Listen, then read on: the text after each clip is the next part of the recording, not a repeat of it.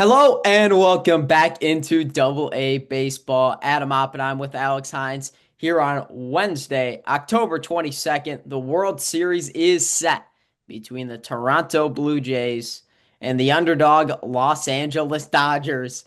Alex, let's start with Game 7 in the ALCS in what is one of the most memorable games in MLB history.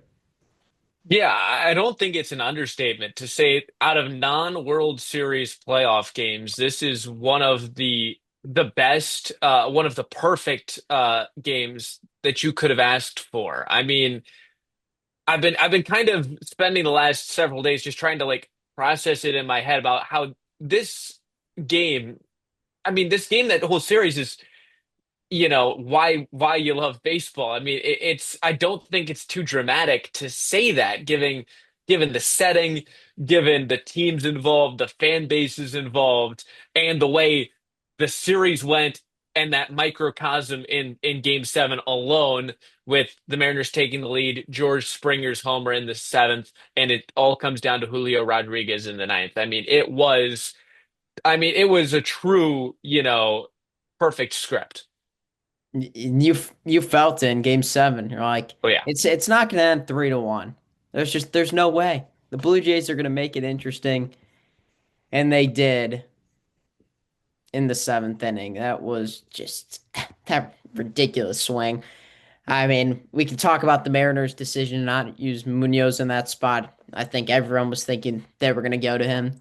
I know it's not the ninth, but in modern baseball now, I think you use your best pitcher against one of the best hitters. And is there anyone more clutch in the playoffs than George Springer, at least throughout the past decade? It's hard to stack up many players with him. Man, a lot of those Astros players, that's why they won so much, would also be on that list. Yeah, and I think I definitely agree. Munoz was the guy to bring in. I think it was the right move, and I saw something that Trevor May, former reliever, put out there saying that in the postseason it's so hard for those kinds of heavily used relievers, no matter what your success level is. And I think it qualifies more for these middle relief type setup guys than, say, a closer, where if you're essentially at this point, you're probably a two-pitch pitcher. You got a fastball, you got a breaking ball, maybe you have a changeup, maybe you have two kinds of fastballs with some cut or some move, Yep. some sink otherwise. But when you throw 70 odd innings, Yeah. like several of those guys for the Mariners out of their bullpen have, and that would include Bizardo, that includes Gabe Spire, who got hit around as well. And then you go into the playoffs, you get so heavily used. Guys see you three, four times in a series.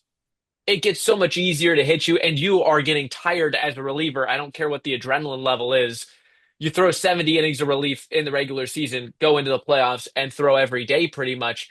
It's going to be you're going to get seen well. And so I think that was an issue that the Mariners had. But I also think going too much deeper into this is doing a bit of a disservice to the way this series went, and to pin it all on one Right. managerial miscue, I think really takes away from what was the true postseason magic of the series. It was an unbelievable series. I mean, back and forth. You talk about the Blue Jays losing the first two games at home, and everyone was counting them out. I was thinking, wow, these Mariners bats. I mean, they're alive. Then all the Blue Jays needed was to get that game three, and they come up with a big top of the third inning.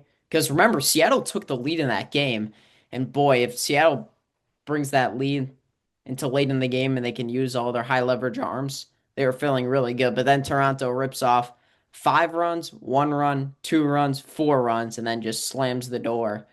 And if you score 13 runs in a playoff game, most likely you're going to win. But the thing I want to talk about is just the Blue Jays' competitiveness up and down the lineup in terms of at bats. And this is going to play heavily into the World Series, obviously. But the bottom of their lineup, Andres Jimenez, I mean, back to back games with a homer. Ernie Clement has had an unbelievable postseason. Feels like he's hitting 600 in the postseason. Isaiah Kiner-Falefa has come up with some big hits. It hasn't just been the top players. I mean, Springer came up with the biggest hit of the postseason so far. But the bottom of the line for the Blue Jays that we all thought was a joke, I think all MLB fans, came up huge. Yeah, well, and Addison Barger had a homer in Game 7 as well. I mean, Nathan Lucas hit 333 in the small sample, 9 hits. It was truly a full display, and I think we can obviously talk about Vlad, who wins the MVP in the series. We can obviously talk about Springer, who you mentioned. He is arguably one of the best postseason performers ever. I mean, he's now third all time in homers in the playoffs, trailing only Altuve and Manny Ramirez. I mean, you're talking about true postseason royalty. But after them in the lineup, there was no Bo Bichette. You were talking about a cast of guys that you definitely weren't certain about. And they all performed well. And I mean, you know better than anybody how critical I have been of this Jays team, the way the Jays front office has run things. And yeah, we were looking through the archive a little bit, and I remember talking about Anthony Santander and how they brought in a guy who, now granted, had some high upside, but I mean, you listen to how we talked about it. It was kind of clear that we weren't believers, certainly.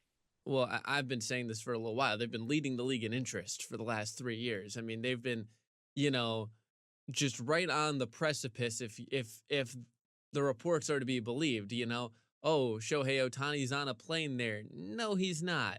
He's one of they're one of the finalists for. I think they were originally going to be a finalist for Roki Sasaki, who we'll talk about in a second. No, he's not.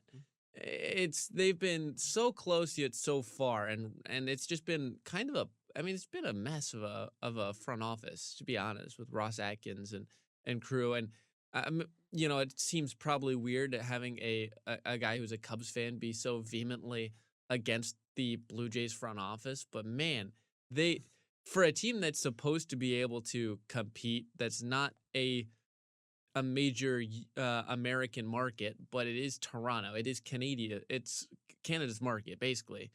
Um, and Toronto, big city, it's a place you'd want to go to, and they really haven't done much. Yeah, I mean, the thing is, it's like everyone was saying at the time, they're going to finish fourth or fifth in the division. And honestly, Santander hasn't really played this year. But I mean, the rest of the cast of characters, they have not only been good in the postseason. And it's not just getting lucky in the postseason. These were great regular season hitters. I mean, look at Addison Barger's baseball savant page, and you think he's like a top 20 hitter in the MLB, which maybe he was for a point, but then it started to tail off once people got more scouting on him. But then once again, in the postseason, they've turned it up. And I mean, led by Vlad and Springer, but they can't do it just them two. I mean, the rest of the lineup is contributing in a big way. And a lot of these players are not paid very well either. That's the thing. The payroll is so low for the Blue Jays, which makes it all the more impressive. And then you're talking about their pitching staff and their bullpen, which was able to bear down in some of these games. Jeff Hoffman closing out a game in Game 7. Blue Jays fans probably did not want to see him on the mound, but they had no other choice except to go to like their three or four guys they were comfortable with throwing the entire series. Yeah, I mean the pitching was going to be the biggest question. I mean, again, we could talk about how concerned we were about their offense, whether it's from the offseason or even just coming into this series. But the pitching staff, I mean, and if you consider the fact that say Sir Anthony Dominguez didn't pitch well in the 4 games that he worked, he was supposed to be one of those other major contributors. Varland pitched extremely well. The He the guy pitched they in like brought in, every single game, the yeah, entire postseason, it feels six like every games. day he was in. And so you get Varland, who is your trade deadline acquisition, performs exactly like you needed him to be. And I think we have to talk still about Trey Savage because I mean I know that the stats aren't going to necessarily look as pretty, but for him to get the ball in a game 6 and go almost 6 innings, allow just 2 earned runs in a game that they needed to win for a guy that was pitching for East Carolina just a little over a year ago. I mean, that is, I think, one of the most pleasant surprises for the Jays. Not only that, you know, he's able to perform these high moments, but they needed him. They didn't just want to use him. They needed to have a guy to fill in. And I'm almost getting a bit of, Brandon Pfaadt vibes from that Diamondback team where, I mean, Savage had worked significantly less in the regular season, but you needed to find a third guy, and they found one. I think the most impressive thing was him bouncing back after game two. Obviously, his first start in the postseason was great against the Yankees. 5 and 2/3, I think it was, no hit innings. Then gets roughed up a little bit in game two, but back on the mound for game six. And I mean, the Blue Jays were heavily relying on him. I mean, Kevin Gausman was there is the one, but it's not like Kevin Gausman's guaranteed to go 7 innings every time he throws. He's been good this year. I wouldn't say he's been a dominant pitcher or a top five pitcher in baseball. And then you have Shane Bieber, who's coming off a major injury, who's not going to be working deep into games, doesn't throw extremely hard. And then you have Trey Savage, a new guy who has a disgusting splitter and a good fastball. And it was impressive for a guy that young to bounce back from a rough postseason start. I mean, you got to give him a ton of credit because they didn't have another star to go to. I mean, you could do another bullpen game, but I I mean, don't where are even you think getting their those bullpen. innings? I don't even think their bullpen would be deep enough to make a bullpen game happen. I mean, So they were throwing Fluharty, Varland, Dominguez, and Hoffman. Those are their main four guys. yeah, Little pitched a little bit, Fisher pitched a little bit, Lar pitched a little bit, and then Bassett obviously pitched. But I mean, how many of those guys can go 2 innings? right. I mean, you're just going one inning, one inning, one inning, one inning, one inning. I don't know. Yeah. I do want to give some credit here to the Mariners, because I think, there are series, like, say, the other one we're going to be talking about, where it can be one-sided or, and even a series that maybe goes 6, 7 games where you can say a team was outclassed. This Mariners team was good enough to make the World Series. There's no doubt about it. I mean, you look especially at the stars. Cal Raleigh hits 4 homers in this series. Josh Naylor may have been the best hitter on the Mariners in the entire playoffs, certainly in the ALCS. And J-Rod did well. He had a homer, obviously, just like Raleigh in Game 7 as well. Their stars showed up when they needed to. It just felt like they were that one small step behind. And, really, again, we mentioned it. I mean, it's a series that could go either way. Once you got to game seven, it felt like 3-1 was not going to be enough, but they had that chance with Julio with 2 outs in the ninth inning to try and set the table for Cal Raleigh. I mean, Yeah, it that was 2-0 it was as pitch. good of a series. Yeah. Yeah. But I mean, heck, I mean the Mariners, it's a great run for their fans. And Oh yeah. I mean, I think their future's bright. That's the thing. It's not a bunch of old players. There's a lot of players that are under contract as well. But I think the biggest bat that they were missing pretty much the entire postseason was Randy Arozarena. It felt like Yeah. he was in every at bat and every big moment. And obviously, everyone talks about his time with Tampa Bay, just an electric postseason player, but could just never get it going. The rest of the team was just extremely impressive. You're talking about a team that was just hitting the long ball like crazy. 20 home runs in the postseason. Raleigh had five, but then you're talking about Naylor had three, Suarez, some big swings. When he was ice cold in the playoffs, he came up with a couple big swings. Julio Rodriguez, you mentioned. Jorge Polanco. Yeah, I mean, Jorge Polanco, that was ridiculous. I mean, Yeah. that was crazy. It's funny because I looked at his baseball savant page the past 5 years, and he was really not a good hitter last year. Like, awful. Um, a negative hitter. And what he turned his season into was impressive. And I mean, the pitching staff, I mean, they did their thing as well. Um, I mean, you can't really blame the pitching staff for the Mariners. They gave it everything they had. Brian Wu, it was obviously tough because he was coming off an injury. Wasn't classic Brian Wu, but you got good stuff from Logan Gilbert, Bryce Miller, really good, Yeah. really good, especially after not having a great regular season.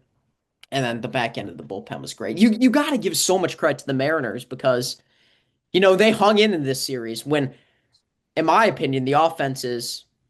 I know the Blue Jays' history of offense doesn't look great, at least with some of the players, but in the regular season, they were the best offensive team I thought in the AL. Yeah, and I think, kind of to your point about how Mariners fans should, take pride in this season and in this playoff run more specifically. I think what made this series so good, so evocative was the fact that I mean, this series meant so much to these two teams because it's hard to envision or really hope your team can win a World Series when you haven't been there in either forever or ever. In the case of these two teams, the Mariners somehow, will feel like the world's against them with the way things have done with the talent that they've had in their in last, 30 years. Um, and so I think for them, you now can go into next year as a team, both the players and for the the fans to actually believe that you can do it. Because I think you look at, I mean, this is just the fourth or fifth time that they've made the championship series at all, and they never got this close. And so getting that one step away gives that little bit of belief that you can actually do it, and rooting for a World Series win is not, something that's just for other teams, if that makes sense. And I kind of almost look at it the same way that not necessarily the same way, but as a Cubs fan, obviously they've had a much better chance in '03, but in 2015, you feel your way into the playoffs, you felt like there was a different vibe and you come up short and it obviously sucks. You hate it, but you kind of go into the next year thinking, okay, we have a team that can do it. And again, as you mentioned, so many of those guys are going to be back. Will they make the World Series? Will they be able to challenge for a title? Who knows? But there's now got to be an extra air of belief in Seattle than there would have been even 3 years ago. And getting those postseason at bats is huge. I mean, Yeah, this was a Mariners team that how many important at bats did they have? I mean, they played 5 games against the Tigers and 7 against the Blue Jays. The fifth game went to a billion innings against Detroit. And they had so many of those clutch situations, those great defensive plays to cut down a runner at home. Those things matter when you're in those pressure situations and you're like, we've been here before. And I think that's a big part of why those key veteran players are really important for younger teams to win. So with yeah. that said, let's move on to the NLCS, which if I was to make a And that was prediction, anticlimactic. yes, it was. I was gonna say that the Dodgers would sweep the Brewers. Because I just there was such a mismatch. Maybe I would have said it would have been 5 games. You probably would have said the same, something Yeah. in the 4 or 5 range. The Dodgers' firepower, unbelievable, and everyone's gonna talk about the Shohei Ohtani game to close out. I mean, it was unbelievable. But the rest of the starting pitchers, I mean, just shut down the Brewers. And even if the Dodgers' offense wasn't great, they were gonna win those games. Yeah. I mean and that's the thing. Like, I think it's safe to say watching this Dodgers team through two series now, three series now, actually. Is my math off? Oh gosh. Reds. Yeah, the Red I forgot about the Reds, funny enough. Did they make Um the playoffs? I'm remembering that now. But between three series now, even more games, makes it more impressive. It doesn't feel like the Dodgers have actually hit their offensive stride. Right. I mean, Shohei Ohtani hadn't been hitting until he had probably Right. the best game in postseason history with the three homers. And they still didn't hit amazing in this Brewers series overall, but the pitching has been ridiculous. I mean, we are seeing a team that had bullpen concerns.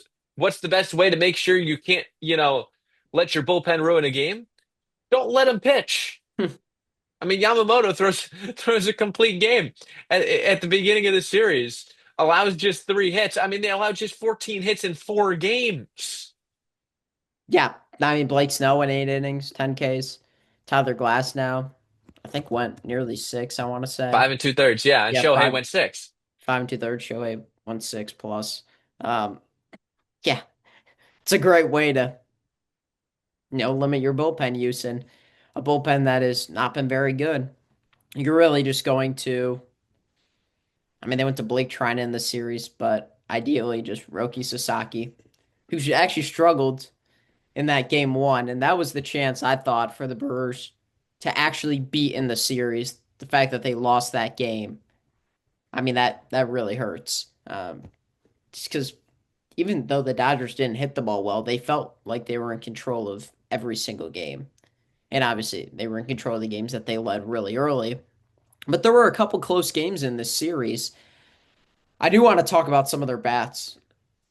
Will Smith, that is huge, getting him back into the lineup. Had a couple really clutch hits in this series. And the bottom of the line for the Dodgers, I think they've done enough because it's not like the top of the lineup. Shohei Ohtani, Mookie Betts, Freddie Freeman has been pretty good. But the other guys haven't been like on fire. But if you're getting a little bit of contribution in that 7, 8, 9 spot, that just adds to your lineup. And like a lot of pitchers, if you're facing the Dodgers, you don't want to walk those players. So if they get into hitters' counts, they're going to be ready for a pitch down the middle. And someone like Tommy Edman has been good in the postseason.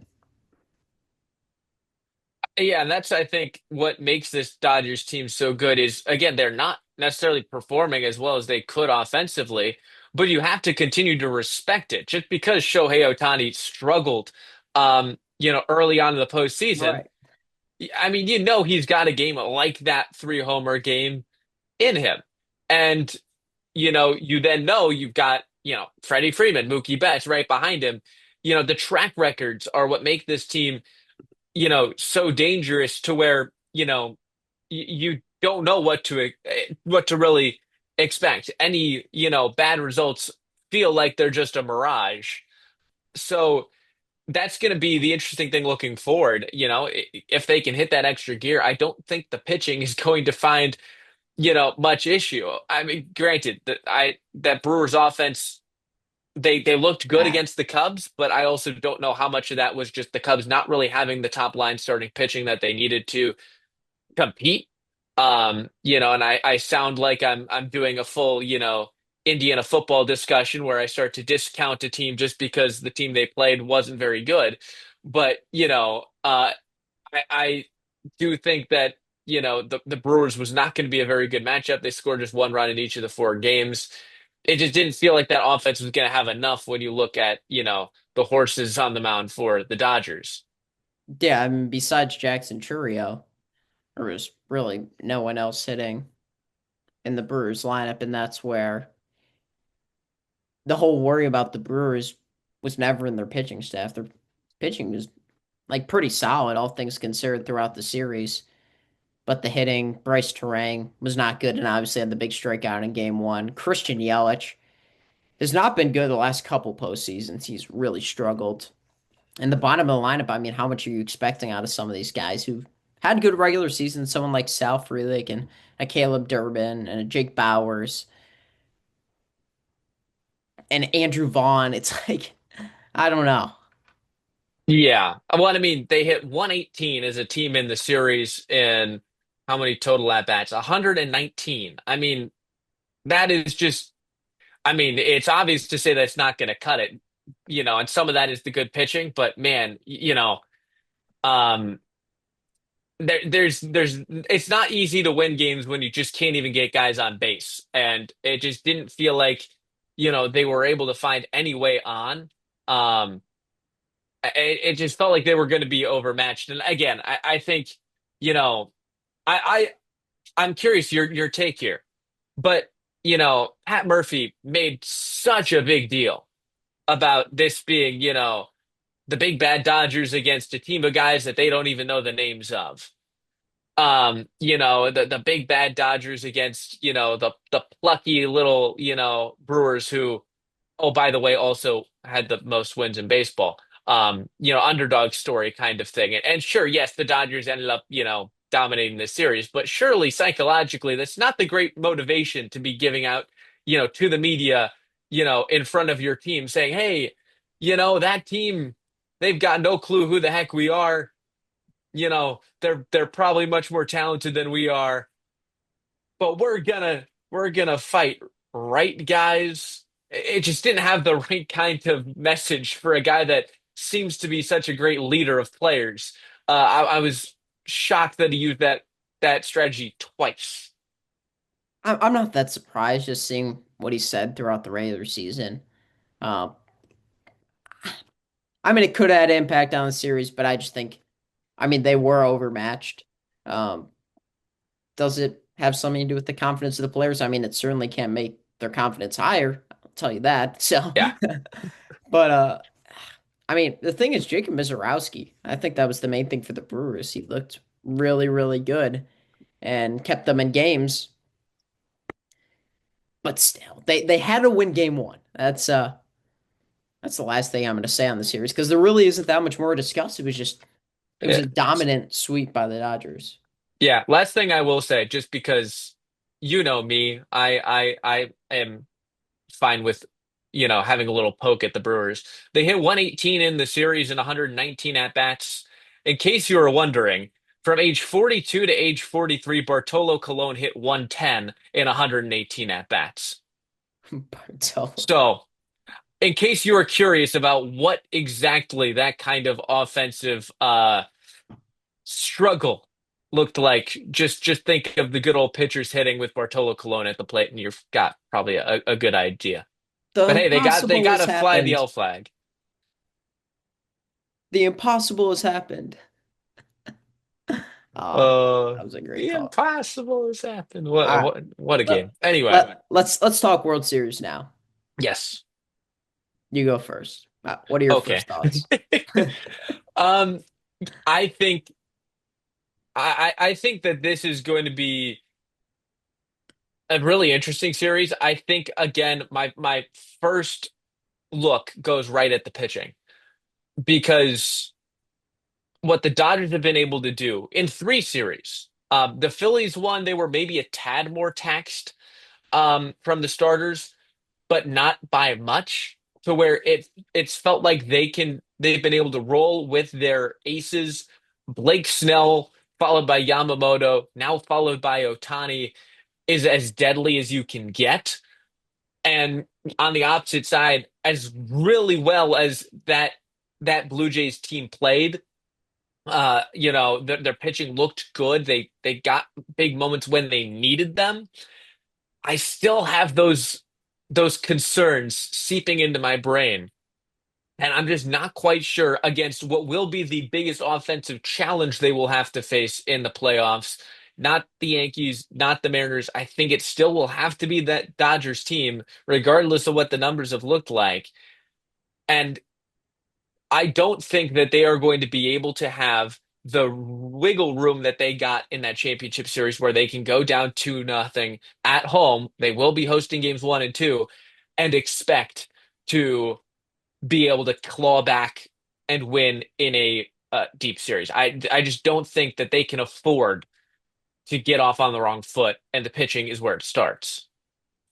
I think the key for the Blue Jays is going to be hitting with runners in scoring position. When they have an opportunity to score against these starting pitchers, they need to knock them around. That's what the Brewers were unable to do, and that's why it was easy for Yamamoto to go the entire game. Blake Snell to go eight. Because there was like no traffic on the bases. You have to make the Dodgers get into their bullpen.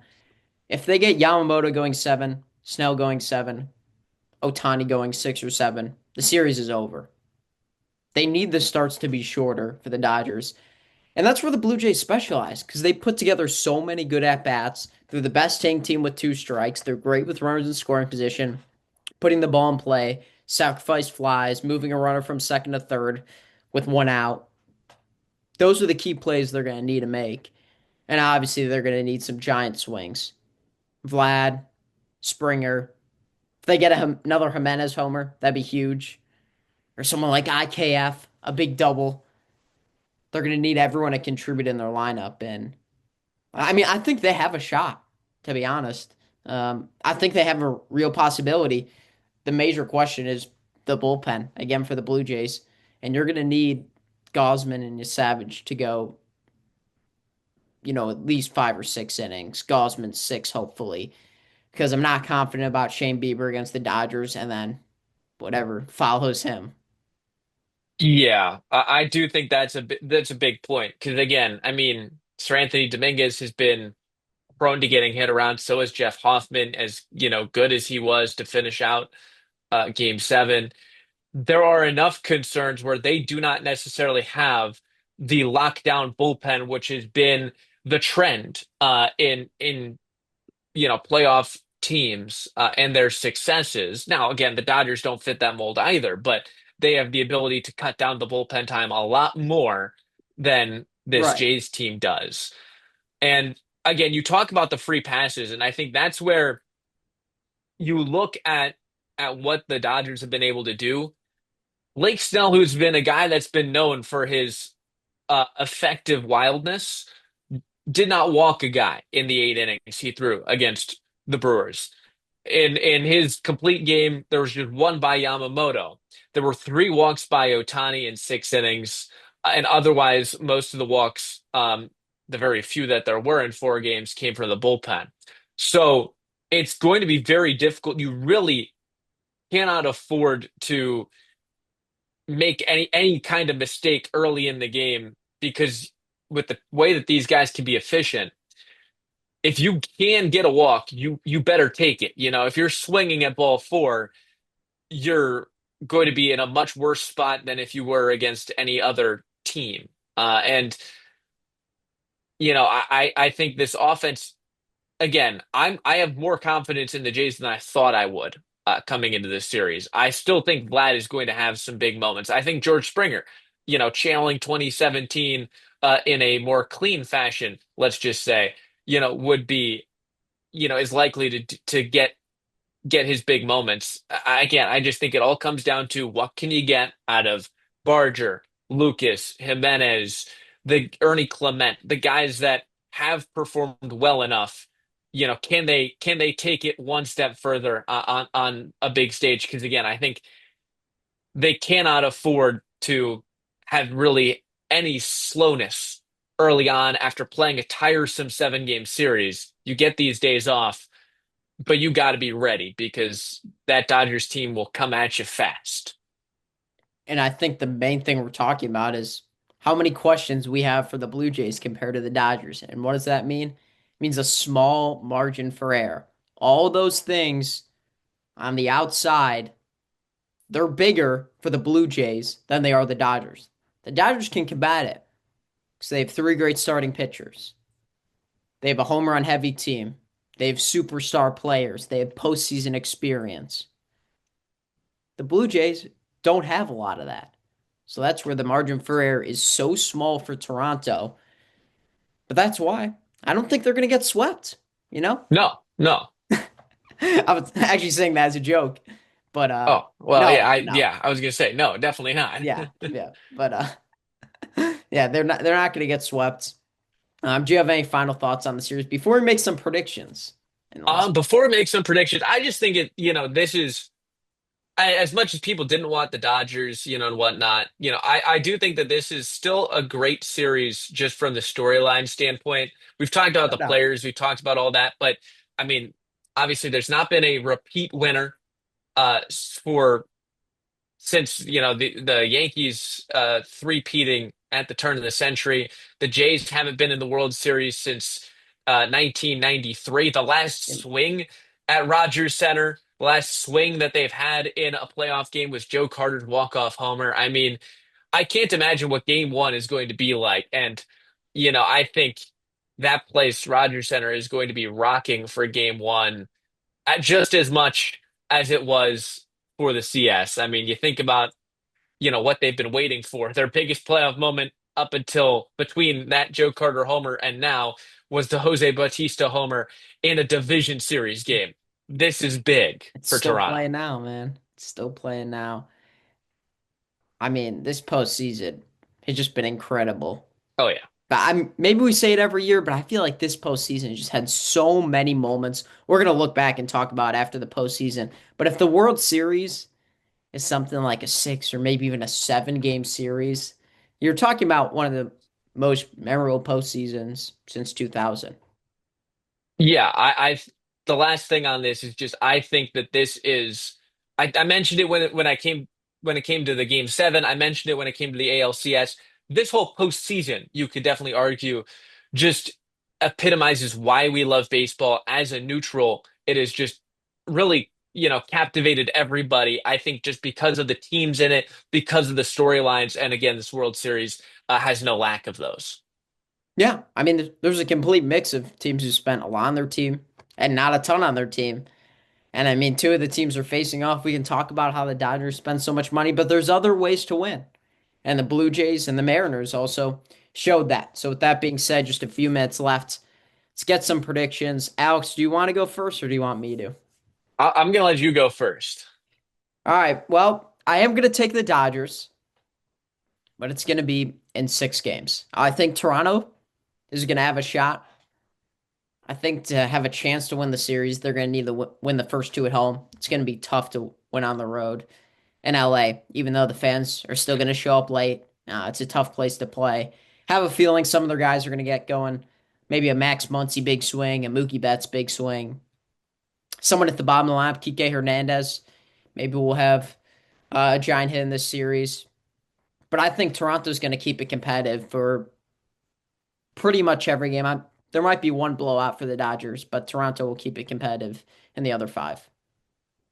I'm also going to go 6 games. Again, just basically exactly what you said. I think these are going to be close games. I just think the pitching is going to be just a bit too much um, for the Jays to handle. I think again, you're going to get good games from Vlad. You're going to get a couple homers from Springer. I think they're both going to have phenomenal series, and I think honestly, one of those guys from the rest of that cast, whether it's Barger, whether it's Lucas Clement, I think one or two others are going to have good series. It's just not going to be enough.